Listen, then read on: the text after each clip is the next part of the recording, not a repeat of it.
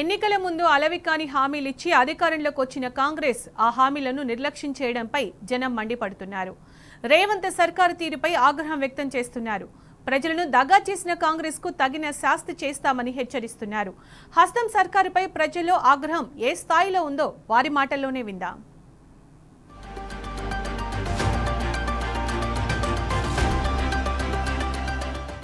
తెలంగాణ రాష్ట్రంలో కాంగ్రెస్ పార్టీ ప్రజాపాలన పేరుతోటి అనేక వాగ్దానాలు చేసి అధికారంలోకి వచ్చింది. కానీ అధికారంలోకి వచ్చి సంవత్సరం గడుస్తున్నా ఇచ్చినటువంటి వాగ్దానాలు అమలు చేయడంలో ఈరోజు ఘోరంగా వైఫల్యం చెందినటువంటి పరిస్థితి.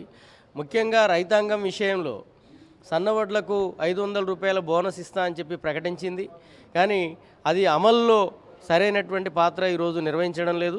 రైతులు ఈరోజు సన్నవడ్లు పండించి అనేక కష్టనష్టాలు పడి పండించినటువంటి రైతాంగానికి 500 బోనస్ రాక, గిట్టుబాటు ధర రాక తీవ్రమైనటువంటి ఇబ్బందులు గురి చేస్తూ ఉన్నారు.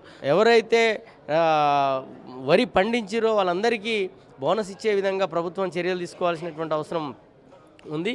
అదేవిధంగా ఈ రైతు భరోసా ఈరోజు రోజొక మాట మంత్రి గారు రోజొక మాట చెప్తా ఉన్నారు. ఒక్కొక్క మంత్రి ఒక్కొక్క రకమైనటువంటి పద్ధతుల్లో ఈరోజు వాళ్ళ ప్రకటనలు ఉంటున్నాయి.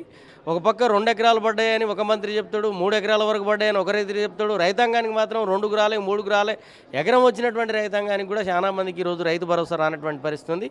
అందుకనే ప్రభుత్వం ఇట్లాంటి లోపాలని ఇట్లాంటి ప్రకటనల్ని మానుకొని నిర్దిష్టంగా రైతాంగానికి భరోసా అందరికీ అమలు చేయాల్సినటువంటి అవసరం ఉంది. రాబోయే స్థానిక సంస్థల ఎన్నికల్లో ఇదే అమలు చేయకుంటుంటే ఖచ్చితంగా ప్రజలు రైతాంగం తీవ్రమైనటువంటి ఆగ్రహంతో ఉండరు, తగిన బుద్ధి చెప్తారని చెప్పి హెచ్చరిస్తాం. తెలంగాణ రైతులను, ప్రజలను, నిరుద్యోగులను మొత్తం యావత్ మంది జాతినే విస్మరించుకుంటూ పొద్దున లేస్తే కాంగ్రెస్ పార్టీ అబద్ధాల హామీలతో కేసీఆర్ గారి మీద విష ప్రచారాలు చేస్తూ 420 గ్యారంటీల పేరుతోని 6 హామీలతోని అధికారంలోకి వచ్చింది. వచ్చిన తర్వాత ఏరుకోరి మొగని తెచ్చుకుంటే ఎగిరెగిరి తండినట్టు అనే విధానాన్ని రేవంత్ రెడ్డి ప్రభుత్వం చాలా స్పష్టంగా దాంట్లో అమలు చేయడంలో విజయం సాధించారు.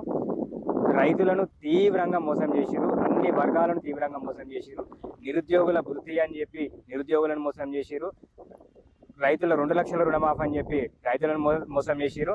15,000 రైతు భరోసా ఇస్తామని చెప్పి అది మోసం చేసిరు. ఈరోజు జాబ్ క్యాలెండర్ పేరు మీద సంవత్సరానికి 1,00,000 ఉద్యోగాలు ఇస్తామని చెప్పి నిరుద్యోగులను మోసం చేసిరు. సబ్బండ కులాల వర్గాలన్నీ కూడా ఈరోజు మోసం చేసి ఈరోజు అబద్ధమై వాళ్ళ ఎజెండా ఈరోజు పాలన కొనసాగిస్తూ ఉన్నారు. అన్ని రకాలుగా జనాలను భయభ్రాంతులకు గురి చేసి ప్రశ్నిస్తే కేసులు, ఎదిరిస్తే కేసులు అనే నిదానంతో తెలంగాణ రాష్ట్రాన్ని అప్పుల ఊబిలో కూరుకుపోయి వాళ్ళు మాత్రం మంచిగా జల్సాలు చేసుకుంటూ రాజ్యం వెళ్తూ ఉన్నారు. ఈరోజు తెలంగాణ రాష్ట్రంలో ప్రజాస్వామ్యం నడుస్తలేదు, అనుమల కుటుంబం యొక్క రాజ్యాంగమే నడుస్తూ ఉంది. ఈరోజు ప్రభుత్వం 6 గ్యారంటీల పేరుతో 420 హామీలు ఇచ్చింది. 420 హామీలలో ఏ ఒక్క హామీని కూడా సరిగ్గా నెరవేర్చలేదు.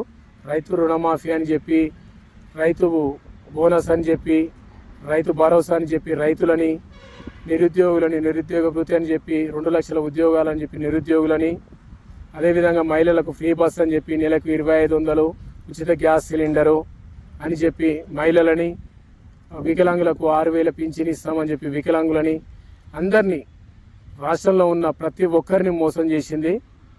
వ్యవస్థలని నిర్వీర్యం చేసింది, నిరుద్యోగులను మోసం చేసింది. ఈ ప్రభుత్వంలో ఏ ఒక్కరు కూడా సంతోషంగా లేరు. మొత్తం అవినీతిమయం. ఏ ప్రభుత్వ కార్యాలయానికి పోయినా అవినీతి రాజ్యమేలుతుంది. పోలీస్ స్టేషన్లో కాంగ్రెస్ కార్యకర్తలు బహిరంగంగానే ఇష్టారాజ్యంగా వ్యవహరిస్తున్నారు. ఎక్కడ చూసినా అవినీతి. రైతులు పొద్దుగా లేస్తే బ్యాంకు చుట్టూ రుణమాఫీ అయిందనా, రైతు భరోసా పడ్డదనా, గ్యాస్ సిలిండర్ పైసలు 500 పడ్డాయనా, ఏదో రకంగా రైతులని బ్యాంకుల చుట్టూ తిప్పుతుండు. ఈ వ్యవస్థలో మోసపోని వ్యక్తి లేడు. కాంగ్రెస్ ప్రభుత్వం హయాంలో కాంగ్రెస్ ప్రభుత్వం చేస్తున్న అవినీతిని ఎండగడుతున్న ప్రతి ఒక్కరిని పరోక్షంగానో ఏదో రకంగానో కేసులు పెట్టి ఇబ్బందులకు గురి చేస్తుర్రు. ప్రజలకు డైవర్ట్ చేసేందుకు మీడియా సమావేశం నిర్వహించి అతను అరెస్టు, ఇతను అరెస్టు, అప్పులు అని ఏదో రకంగా డైవర్షన్ పాలిటిక్స్ చేస్తూ ప్రజలకు తప్పుదో పట్టిస్తుండ్రు. ప్రజలందరూ ఈ యొక్క డైవర్షన్ పాలిటిక్స్ను గమనిస్తున్నారు. రాబోయే రోజులలో ఈ ప్రభుత్వానికి గట్టి బుద్ధి చెప్పాలని దృఢ నిశ్చయంతో ప్రజలు ఆ విషయాన్ని ఈ ప్రభుత్వం గమనించాలని కోరుతున్నాను. రాష్ట్రంలో అధికారంలోకి వచ్చినటువంటి కాంగ్రెస్ ప్రభుత్వం 6 గ్యారంటీలు అని చెప్పింది, 420 హామీలు అని చెప్పింది. 6 గ్యారంటీలలో ఒక్క గ్యారంటీని కూడా అమలు చేయలేదు. ఉచిత బస్సు అని చెప్పి అనేక రూట్లలో ఈరోజు బస్సులను రద్దు చేయడం జరిగింది. అదే నడుస్తున్నటువంటి ఎక్స్ప్రెస్లో, లగ్జరీ బస్సుల్లో కూడా ఛార్జీలు పెంచడం జరిగింది. మిగిలిన 5 గ్యారంటీలను కూడా ఏ ఒక్క గ్యారంటీని కూడా అమలు చేయలేదు. ఎస్సీ ఎస్టీ బీసీ కమిషన్ పునరుద్ధరిస్తాం, కార్పొరేషన్లను పునరుద్ధరిస్తాం, తద్వారా అన్ని నిధులు కూడా ఇస్తామని చెప్పేసి వాళ్ళు ఏ ఒక్క స్కీమును కూడా అమలు చేయలేదు. అదేవిధంగా కేసీఆర్ ఆ రోజు రైతు బంధు నినాదం ఇస్తే ఈరోజు కాంగ్రెస్ ప్రభుత్వం రైతు బంధు నినాదం ఇచ్చింది. ఈరోజు వ్యవసాయానికి కరెంటు కోతలు విధిస్తున్నది, కరెంటు కోతలు జరుగుతూ ఉన్నాయి, నిరంతర విద్యుత్ సరఫరా కూడా లేదు. అదే సందర్భంలో రైతు బంధు కూడా 5 ఎకరం ఉన్న వారికి వచ్చింది, 2 ఎకరాలు ఉన్న వారికి వచ్చింది, 3 ఎకరాలు ఉన్న వారికి వచ్చింది అంటే గొప్పలు చెప్తున్నటువంటి రాష్ట్ర ప్రభుత్వం ఇప్పటి వరకు కూడా నిర్దిష్టంగా ఈ రాష్ట్రంలో ఇంతమందికి వచ్చిందని చెప్పేసి, ఈ గ్రామంలో ఇంతమందికి వచ్చిందని చెప్పేసి ఎక్కడా కూడా స్పష్టమైనటువంటి విధానం లేనటువంటి పరిస్థితి కనిపిస్తూ ఉంది. ప్రాజెక్టుల్లో నీళ్లు ఉన్నప్పటికి కూడా ఈరోజు కాలువల ద్వారా చెరువులు నింపకుండా, కాలువల ద్వారా రైతాంగానికి నీళ్ళు ఇవ్వకుండా పరోక్షంగా ఈరోజు రాష్ట్ర ప్రభుత్వం రైతులను ఇబ్బంది పెట్టే ప్రయత్నం చేస్తూ ఉంది. ఈ ప్రయత్నాన్ని కూడా ఉపసంహరించుకోవాలని చెప్పేసి కూడా ఈ సందర్భంగా డిమాండ్ చేస్తూ ఉన్నాం. అదేవిధంగా పంటలు ఎండిపోయిన రైతులకు ఎకరానికి కూడా 25,000 నష్టపరిహారం ఇవ్వాలని చెప్పేసి కూడా ఈ సందర్భంగా రాష్ట్ర ప్రభుత్వాన్ని డిమాండ్ చేస్తూ ఉన్నాం. ప్రజలందరూ కూడా తీవ్ర ఆగ్రహావేశాలతో ఉన్నారు. రాష్ట్ర ప్రభుత్వం క్షేత్రస్థాయి పరిశీలనకు వస్తే అది అర్థమవుతుంది. ప్రభుత్వం వాటిని ఇప్పటి వరకు కూడా అమలు చేయలేదని చెప్పేసి ఈ సందర్భంగా గుర్తు చేస్తున్నాం. బీఆర్ఎస్ ప్రభుత్వం చాలా మన రైతులకు కానీ మన పేద ప్రజలకు చాలా మంచి కష్టం చేసినా కూడా ఇంకా గొప్పగా ఇంకా మంచిగా ప్రభుత్వం ఇంకా మనకు మంచిగా చేస్తారని నమ్మినారు పేద వర్గాలు, రైతులు. ఏదైతే నమ్మారో, ఏ వర్గాలు అయితే వాళ్ళు నమ్మి ఓట్లేశారో అదే వర్గాన్ని కాంగ్రెస్ ప్రభుత్వం పూర్తిగా మోసం చేసిందని చెప్పవచ్చు. ఈడ మాకు మొత్తం అన్యాయం జరుగుతుంది. రేషన్ కార్డు లేవు. ఒకవేళ సింగరేణిలో ఏమన్నా చిన్న జాబులు చూసుకుందాం అనుకున్నా, చిన్న జాబులు కూడా ఏం మాకు అందుబాటులో లేవు, మాకు ఇవ్వట్లా.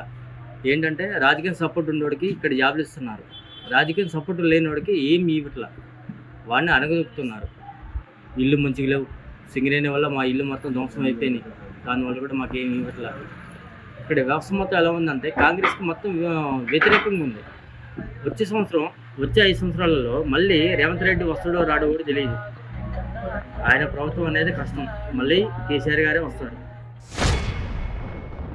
కేసీఆర్ గారు రెండోసారి ముఖ్యమంత్రి అయ్యాక దళితుల మీద ఉన్న ప్రత్యేక శ్రద్ధతో దళితులను ఆర్థికంగా డెవలప్ చేద్దామనే ఉద్దేశంతో ఈ దళిత బంధు అనే స్కీమ్ని ఒక కుటుంబానికి 10 లక్షలు ఇచ్చి, దాన్ని కూడా డబ్బుల పూర్వకంగా కాకుండా డబ్బుల పూర్వకంగా ఇస్తే ఆ వ్యక్తి వాటిని ఏమన్నా విచ్చలవిడిగా ఖర్చు పెట్టుకొని ఆ డబ్బులు అయిపోతున్న ఉద్దేశంతో ఒక ఏదైనా మినీ ఇండస్ట్రియల్ కానీ, ఒక ట్రాక్టర్ కానీ, కారు కానీ అటువంటి ఏమైనా వెహికల్స్ తీసుకొని లేదా ఇండస్ట్రీస్ పెట్టుకొని ఆర్థికంగా చేయూతనిచ్చే విధంగా కుటుంబానికి వాడు ఫ్యూచర్లో అగ్రవర్ణాలతో పాటు పోటీ పడే విధంగా డెవలప్ కావడం కోసం కేసీఆర్ గారు ఆ ప్రోగ్రాం తీసుకురావడం జరిగింది. 2 సంవత్సరాలు 3 సంవత్సరాలు విజయవంతంగా ఈ దళిత బంధుని అమలు చేయడం జరిగింది. కాంగ్రెస్ గవర్నమెంట్ దళితులకి మేము అత్యంత మేలు చేసేవారు అని చెప్పేసి వాళ్ళు ఏం చెప్పారంటే మేనిఫెస్టోలో దళితులకి మేము దళిత బంధు కేసీఆర్ గారు అయితే 10 లక్షలు ఇస్తుండో మేము 12 లక్షలు ఇస్తాం అని చెప్పేసి దళితులకి ఆశ కల్పించి వారి యొక్క ఓట్లని గుంపు గుర్తుగా వేయించుకొని ఈరోజు దళితులకి మొండి చేయి చూపిస్తున్నారండి.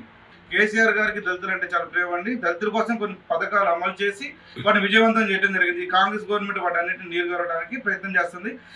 మేము వచ్చే లోకల్ బాడీ ఎలక్షన్, స్థానిక సంస్థల ఎలక్షన్లో వారికి ఖచ్చితంగా బుద్ధి చెబుతామని చెప్పేసి మేము కాంగ్రెస్ పార్టీని హెచ్చరిస్తున్నామండి.